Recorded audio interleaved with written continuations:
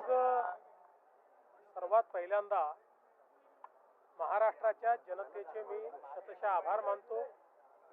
मागच्या वर्षी आजच्याच दिवशी मी शपथ घेतली होती।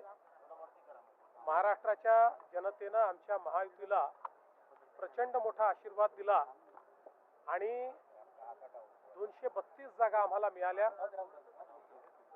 आज 1 वर्ष पूर्ण झालेलं आहे।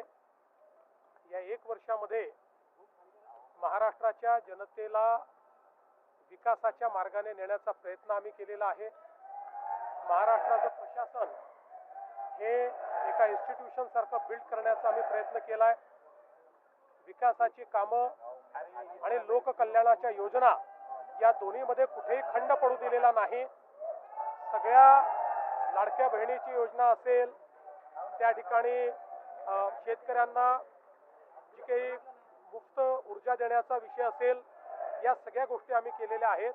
आणि त्यातच आज आपण सगळ्यांनी बघितलं, आम्ही विश्वविक्रम देखील केलेला आहे। सौर कृषी पंपांमध्ये जी शेतकऱ्यांची लाईफलाईन आहे, शेतीची लाईफलाईन आहे, आज आपण एका महिन्यामध्ये 45,911 पंप लावून Guinness book of world record मध्ये गेलो आहे। आणि सगळ्यात महत्त्वाचं, देशामध्ये 9 लाख पंप लागले, त्यातले 7 लाख पंप एकट्या महाराष्ट्राने लावलेले आहेत। आपण शेतकऱ्यांसोबतचं आमचं इंटरॅक्शन देखील बघितलं।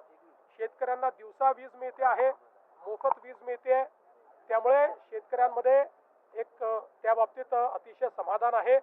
आणि त्यासोबत आमची जी कृषी सौर वाहिनीची जी योजना आहे, तीही पुढच्या वर्षीच्या डिसेंबरपर्यंत आम्ही पूर्ण करू। आणि मग महाराष्ट्र पहिलं राज्य असेल की जे शेतकऱ्यांना दिवसा वीज देतं आणि ती सौर वीज देतं। त्यामुळे मला असं वाटतं की खूप सांगण्यासारख्या गोष्टी आहेत, इन्फ्रास्ट्रक्चरची कामं आहेत, वेगवेगळ्या गोष्टी आम्ही केलेल्या आहेत आणि त्याची पावती आम्हाला जनता देते।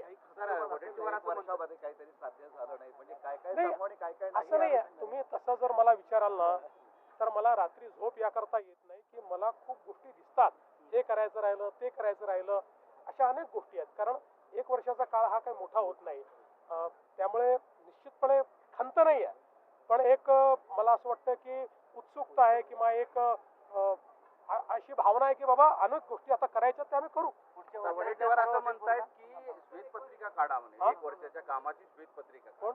वडेट्टीवार। असं आहे, आजचा चांगला दिवस आहे, मी कोणावरही काही बोलणार नाही, पण मला हे माहिती आहे की नेहमी त्यांच्या सगळ्यांच्या मनामध्ये एक खतखत असते की हे लोक इतकं करू शकले तर आम्ही का करू शकलो नाही। यांनी इतक्या योजना आणल्या, इतकी विकास कामं केली, इतकी इन्फ्रास्ट्रक्चरची कामं केली, तर आम्हाला संधी मिळाली तेव्हा आम्ही का करू शकलो नाही, अशी एक त्यांच्या मनामध्ये ती भावना असते। त्यामुळे ती अनेक वेळा बाहेर निघते, पण मी त्याच्यावर फार काही टीका करणार नाही।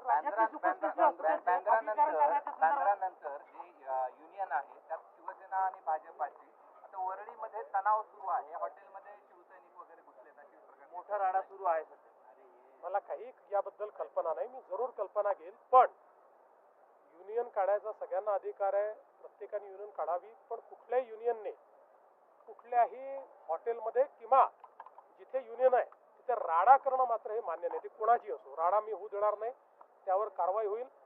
युनियन कशाकरता काढायची, तर कामगारांच्या हिताकरता काढायची, पण त्या ठिकाणी जर स्थापना बंद करणे, तिथे राडा करणे असं होत असेल तर त्याच्यावर कारवाई होईल। राज्यातल्या सुपर स्पेशालिटी हॉस्पिटलचं खासगीकरण केलं जाते, पीपीपी केली जाते। आपण विरोधी पक्षात असताना सांगितलं होतं की मराठवाडा विदर्भातलं सरकारनं चालवलं पाहिजे, पण आता खासगीकरण कशासाठी केलं जाते? कोणी केलं, कुठलं केलं? असं आहे की मी पहिल्यांदा तर सगळे सुपर स्पेशालिटी आपण चालवतो आहोत, ते कुठेही आपण कोणाला दिलेले नाही आहेत, पण उद्याच्या परिस्थितीमध्ये जर आपल्याला कव्हरेज वाढवायचं असेल तर आपण स्वतंत्र पीपीपीची पॉलिसी आणू शकतो। याचा अर्थ काही आपले सरकारी कोणाला देऊन टाकायचे असं नाही आहे, काही पीपीपी तत्वावर देखील तयार होतील।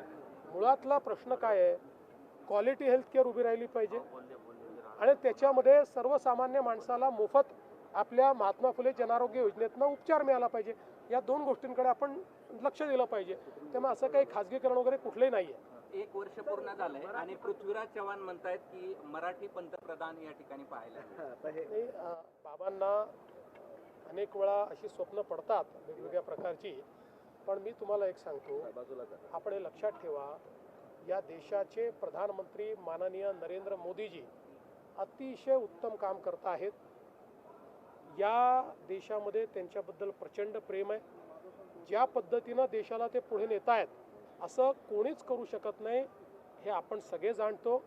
आणि सगळ्यात महत्त्वाचं, मोदीजींची तब्येत उत्तम आहे, कार्यक्षमता 40 वर्षाच्या व्यक्तीला लाजवेल अशा प्रकारची आहे. त्यामुळे 2029लाही मोदीजीच पंतप्रधान असतील, हे आपण लक्षात ठेवलं पाहिजे. एक नवीन मुद्दा आहे सर, ऊस कारखान्यांनी कि आज मुझे बहुत खुशी है कि हमारी सरकार को 1 साल पूरा हुआ है. महाराष्ट्र की जनता का मैं बहुत बहुत आभार व्यक्त करता हूं.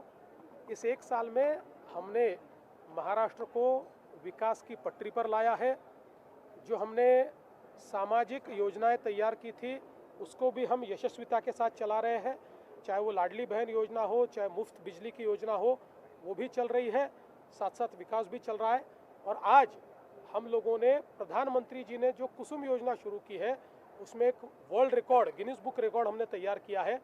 मात्र 1 महीने में 45,911 हम लोगों ने सोलर पंप का इंस्टॉलेशन करके एक दुनिया का रिकॉर्ड तैयार किया है. देश भर में प्रधानमंत्री जी की योजना से जो 9 लाख पंप लगे उसमें 7 लाख पंप अकेले महाराष्ट्र ने लगाए हैं. हमारे किसानों को इससे दिन में बिजली मिल रही है, मुफ्त बिजली मिल रही है. अगले 25 साल उनको देखने की आवश्यकता नहीं है. ऐसे कई अच्छी योजनाएं हमने की है और मेरा विश्वास है कि हमारी सरकार आगे भी ऐसे ही कार्य करती रहेगी.